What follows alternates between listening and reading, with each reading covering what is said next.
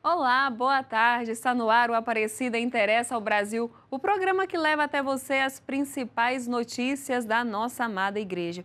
E bom, faleceu na noite de ontem, aos 92 anos, Dom Angélico Sândalo Bernardino, bispo emérito de Blumenau, em Santa Catarina. E a nossa equipe foi para São Paulo acompanhar o velório e quem traz mais informações e preparou um VT para a gente é o repórter Leandro Oliveira. Uma despedida que se transforma em gratidão. Entre lágrimas e abraços, sobram memórias, histórias de um homem de fé que andou com humildade, como quem caminha de pés descalços, junto aos mais pobres. Os amigos religiosos reconhecem seu legado. Ele era o bispo do amor, o bispo do seguimento de Jesus, o bispo da caridade, o bispo servidor, o bispo que lavava os pés dos seus amigos como Jesus fez. O legado desse homem é a sua sensibilidade para com as realidades humanas, né? Tinha um carinho tão grande pelos pobres, não tinha nojo, não tinha vergonha, não tinha medo de estar com eles e defender as suas vidas, suas causas, levando esse amor de Deus que chegava a todos esses rincões. Foi na casa paroquial Nossa Senhora Aparecida, na Brasilândia, em São Paulo, que Dom Angélico viveu seus últimos anos. Ele fez 92 anos esse ano, 92 de vida, 50 de bispo em janeiro. Então a gente percebeu que era uma velhinha que estava se apagando. Tinha dias que ele estava melhor, tinha dias que estava mais sonolento, né? E ontem às 6h30 da tarde, né? A velhinha assoprou e apagou, né? Como a gente foi o roi de Deus, né? A vida que foi para a eternidade, para ser um intercessor junto nosso lá no céu. Deus é amor, lema episcopal escolhido para a sua missão em 1975, quando foi ordenado bispo auxiliar de São Paulo. Trabalhou a favor dos direitos humanos, lutou pelos mais pobres, pela classe trabalhadora, contra a ditadura. Foi firme no seu propósito e também foi amor. O Lúcio e a pequena Ana Clara são provas do acolhimento fraterno. Dom Angélico, a gente não tem palavra para falar sobre Dom Angélico. Mas eu aprendi com 9 anos trabalhando junto com Dom Angélico, eu aprendi muito com ele. Praticamente para mim, como que ele fez meu batizado, praticamente para mim ele era meu avô. E como meu pai falou, ele nunca disse não para mim, nem para o meu pai.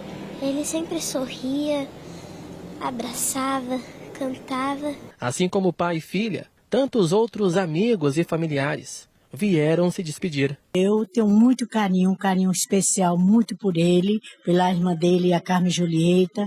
Nós fazíamos a festa nordestina lá na comunidade Divino Pai Eterno e eu sempre chamava ele para celebrar a missa, né? E ele vinha com aquela alegria, só o jeito dele mesmo que nos alegrava, né? Durante 1 ano e meio, eu fui secretária de Dom Angélico na Cúria da Brasilândia e ele me ensinou a amar todas as pessoas. Eu consegui ver o trabalho dele com as pessoas mais pobres. Chegava o bispo e chegava alguém pedindo ajuda e o tratamento era o mesmo. Tio Angélico, Dom Angélico, meu tio, nasceu no povo, se fez padre para o povo e morreu, como você está vendo, com o povo dele. O velório de Dom Angélico teve início às 8 horas da manhã na paróquia Nossa Senhora Aparecida, na região da Brasilândia. Aqui também foi celebrada a missa de corpo presente, presidida pelo arcebispo de São Paulo, cardeal Odilo Scherer. O corpo de Dom Angélico será levado a Blumenau, Santa Catarina, onde será sepultado no período da tarde desta quinta-feira. Realmente um grande legado para a igreja e que a Mãe Aparecida interceda por todos os amigos e familiares. E quem acompanha o Aparecida Interessa ao Brasil sabe, quarta-feira é dia de conferir a participação das Pontifícias Obras Missionárias. E quem fala com a gente é o jornalista Fabrício Preto. Boa tarde, Fabrício. Olá, Gabriele, muito boa tarde. Nesta Semana Santa, milhões de católicos em todo o mundo se unem em oração para relembrar a paixão, morte e ressurreição de Jesus Cristo. Em sintonia com o Ano da Esperança, vivido pela Igreja em 2025, a diretora das Pontifícias Obras Missionárias deixa a sua mensagem especial de Páscoa. Papa Francisco, na mensagem do Dia Mundial das Missões deste ano, nos convida a sermos povo de primavera, pessoas que têm o olhar cheio da esperança que a ressurreição de Cristo nos traz. Povo de primavera. Primavera nos faz pensar no quê? Na vida nova, em flores, em árvores verdes, em ecologia integral também. Pensar na Páscoa como essa vida nova que Cristo nos traz, para nós como pessoas e para nossa casa comum. Que esta Páscoa da ressurreição de Jesus nos ajude a sermos realmente povo da primavera, povo que se renova com a ressurreição de Jesus, missionários da primavera, missionários e missionárias da esperança. Feliz Páscoa para todos nós. Gabriele, ficamos por aqui e deixamos a todos que nos acompanham aqui pela TV Aparecida o nosso sincero desejo de uma feliz e abençoada Páscoa. Até mais! Até mais, Fabrício. Obrigada pelas informações e uma feliz e abençoada Páscoa para vocês também. E bom, agora é aquele momento do programa que eu paro para agradecer a você da família dos devotos que contribui com cada obra, cada projeto social aqui da Casa da Mãe Aparecida. O nosso muito obrigada pelo seu sim e você pode se juntar a nós, ligando no 0300 210 1210 e fazendo parte dessa grande rede de evangelização. E aqui a gente tem um lema: evangelizar também, acolher bem também é evangelizar. E para você que vai passar a Semana Santa, vai viver o Tríduo Pascal aqui no Santuário Nacional ou quer acompanhar de casa a programação, eu convido você a acessar esse QR Code que aparece na sua tela. É só apontar a câmera do seu celular para ficar por dentro de toda a programação aqui da Casa da Mãe Aparecida. E agora chegou o momento de conferir os destaques do Giro Redentorista.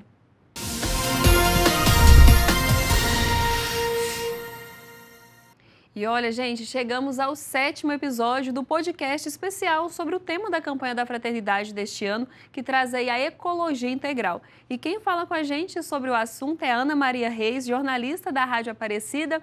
Ana, boa tarde, seja bem-vinda ao programa novamente. Chegamos então no 7º episódio. O que o público pode esperar de mais um episódio aí da Rádio Aparecida? Gabi, muito obrigada. Boa tarde para você e para todo mundo. É o 7º e último episódio dessa série especial, podcast Economia e Ecologia Integral, já nos aproximando, já para viver a paixão de Cristo, a Páscoa também. E nesse último episódio, Gabi, a gente, claro, não deixa de mencionar o Jubileu da Esperança, já que esse podcast, a série especial, foi inspirada no Jubileu da Esperança e, claro, na campanha da Fraternidade 2025. O tema desta edição, que já está disponível, é Peregrinos da Esperança rumo à Terra Sem Males. Ser peregrino de esperança pressupõe também, Gabi, peregrinos da esperança, que a gente tenha pelo menos um nível de consciência, um grau de consciência a respeito da nossa responsabilidade com a casa comum. E é isso que o podcast fez ao longo das últimas 7 semanas, sempre com uma edição especial às quartas-feiras, e os convidados deste 7º episódio são a Sandra Quintela, que é economista, educadora popular, ela integra a coordenação América Latina e Caribe da Rede Jubileu Sul, é vice-presidente do Instituto Pax também, e o Eduardo Brasileiro, que é educador popular, ele é doutorando em Sociologia, é articulador da Economia de Francisco e Clara e membro da plataforma Economias do CELAM. A gente acompanha agora alguns trechos das mensagens, tanto da Sandra quanto do Eduardo também, para esse episódio final de encerramento do podcast. Eles falam uma mensagem de esperança, sabemos que a realidade é bem desafiadora, como a gente acompanhou nos últimos episódios, e neste encerramento a gente fala sobre riqueza, dívida pública, dívida externa, participação popular e a busca por justiça socioeconômica. E a gente acompanha essas mensagens agora dos dois. É compromisso para nós em defender toda a natureza, todo o ecossistema que nós temos. Por isso que é muito importante que nesse período nós entendamos que ser cristão é estar no mundo, ofertando ao mundo o nosso serviço de defesa de todas as pessoas, em especial os mais pobres e a natureza que está tão depredada. A esperança a esperança é alimentada pelo encontro com o outro, com a outra. Quando a gente encontra outra pessoa, quando a gente compartilha ideias, quando a gente compartilha horizontes, eu acho que essa esperança se renova a cada dia.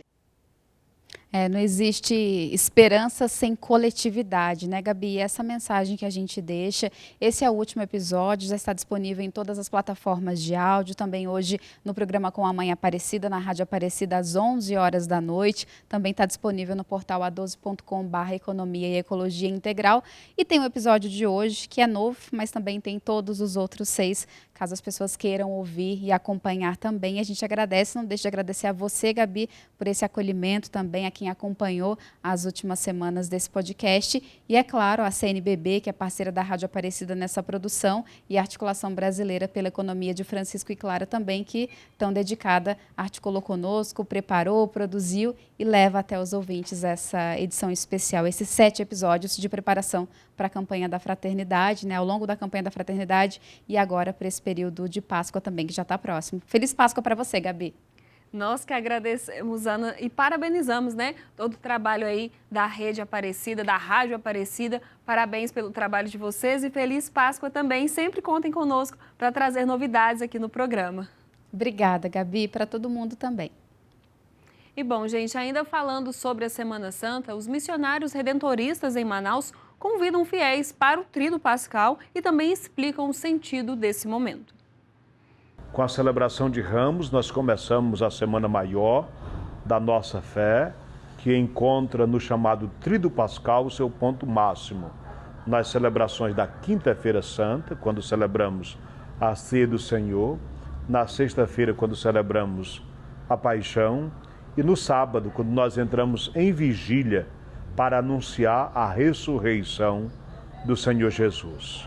A nossa fé encontra nesse mistério o seu ponto máximo e a sua razão de ser. Cristo morreu e ressuscitou. E a cada ano a Igreja nos convida a reviver esse mistério. Aqui no Santuário Nossa Senhora Aparecida em Manaus, nós vamos ter uma programação intensa, com muita celebração da penitência, caminhadas, a celebração do encontro de Jesus e sua mãe, a Via Sacra, meditando o caminho doloroso de Jesus e, é claro, a grande vigília do próximo sábado, quando nós esperamos e anunciamos a ressurreição do Senhor. E em Mogi das Cruzes, a família redentorista também deixa uma mensagem para este período. Na verdade, não é redentorista, né? Mas o pessoal de Mogi das Cruzes enviou para a gente uma mensagem para este período do Tríduo Pascal e também nos conta como será a programação por lá. Logo na Quinta-feira Santa pela manhã, o bispo diocesano se reúne na catedral com todos os seus presbíteros para celebrar a missa crismal, onde são preparados e abençoados todos os óleos utilizados para os sacramentos de batismo, crisma e unção dos enfermos. Nesta missa, todos os presbíteros renovam as suas promessas feitas diante do bispo no dia de sua ordenação presbiteral, reforçando assim a unidade de toda a Igreja com o seu pastor. O Tríduo Pascal inicia-se com a missa da Ceia do Senhor à noite, com o rito de lava-pés, onde fazemos memória da última ceia, onde o Senhor instituiu a Eucaristia e nos deixou o exemplo de serviço aos irmãos pelo reino. Logo na Sexta-feira Santa, às 15 horas, a Igreja no mundo todo celebra a Paixão do Senhor com o rito da adoração da Santa Cruz. É dia de jejum e também de oração, onde a Igreja sofre a morte do Senhor e aguarda, ansiosa pela sua ressurreição. No Sábado Santo, a grande vigília pascal, onde, percorrendo toda a história da salvação, celebramos a ressurreição do Senhor. Em Mogi das Cruzes, o nosso bispo diocesano Dom Pedro Luiz celebrará todas as missas e ritos na Catedral Diocesana. Na Quinta-feira Santa, pelas 9 da manhã, na Catedral, a missa crismal com todo o presbitério reunido.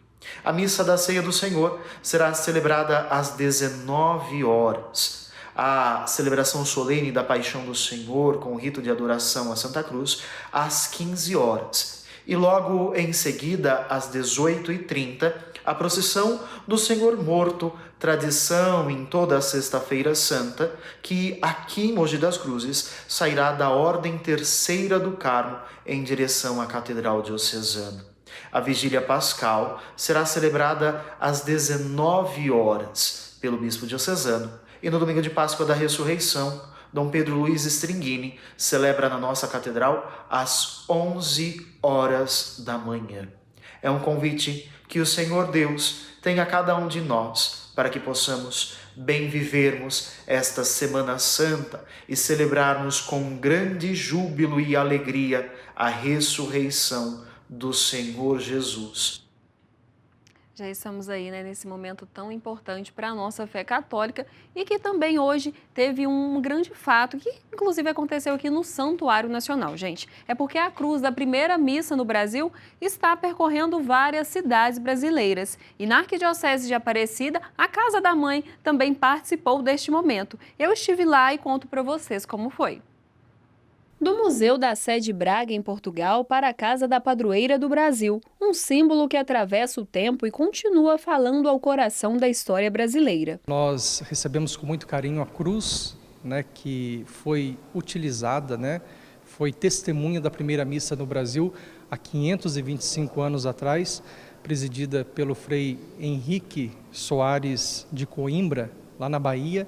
E nessa Semana Santa, em que nós celebramos o mistério da paixão, morte e ressurreição, da cruz à luz, receber esta cruz, este sinal da nossa história, do nosso Brasil, para o Santuário Nacional, é uma ocasião muito especial e faz todo sentido, porque na cruz nós encontramos sempre mais o conforto e o consolo, o sinal da nossa redenção. A peregrinação em comemoração aos 525 anos da primeira missa no Brasil vai passar por 13 cidades. A programação é organizada pelo Movimento Brasil com Fé, o Santuário Cristo Redentor da Arquidiocese do Rio de Janeiro e pelo Instituto Redentor. Governos estão mobilizados, as igrejas, as dioceses, arquidioceses, o povo santo de Deus é integrado na perspectiva de bem receber essa cruz, porque resgata a memória de um Brasil que teve seu primeiro nome, Terra de Santa Cruz. Estamos unidos em torno dessa fé, com entusiasmo, na certeza de que dias melhores virão. Aos olhos pode parecer uma simples cruz de ferro,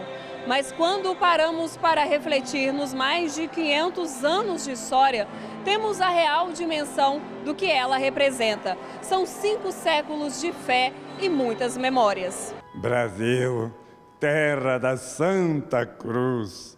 E essa cruz da primeira missa celebrada no Brasil significa que nós devemos ser como Cirineu, carregarmos a cruz uns dos outros, mas abraçar a nossa própria cruz e ainda mais rezarmos e ajudarmos por todos os crucificados do mundo e aqui entre nós. E também a primeira missa, como a Eucaristia marca o Brasil. O povo brasileiro é um povo eucarístico e quanto mais formos eucarísticos, tanto mais seremos irmãos e fraternos na comunhão com Cristo. Na Arquidiocese de Aparecida, a cruz também visitou o Santuário de Frei Galvão, primeiro santo brasileiro. Para a Ordem Franciscana, o momento tem um significado ainda mais especial. Com a vinda dos portugueses ao Brasil, na colonização, na descoberta das terras brasileiras, veio nessa comitiva, nessas embarcações, os frades franciscanos, entre eles Frei Henrique de Coimbra, que mais tarde se torna bispo. Ele celebra a primeira missa nas terras de Santa Cruz. Então, para nós é significativo poder, depois de 525 anos, poder receber essa cruz que compôs o altar, onde foi celebrada a Eucaristia, aqui em Guaratinguetá, na terra do primeiro santo brasileiro. Com Cristo, a cruz ganhou um novo significado. E neste ano jubilar, marcado pela esperança, é um convite para que o povo brasileiro retome o caminho da fé. Receber essa cruz para nós é uma vitória também, sabe? É reviver os 525 anos que o Brasil voltou-se para Jesus, né? E a gente continua falando sobre a primeira missa no Brasil, mas agora para saber como será a programação por lá. E quem conversa com a gente é o padre Luiz Eduardo, que já está aqui nos aguardando. Padre, boa tarde, sua bênção, tudo bem? Boa tarde, Gabriele. Deus abençoe. Padre... Estamos bem, graças a Deus. Ai, que ótimo. E padre, né? Conta pra gente como será esse dia tão festivo aí na Bahia.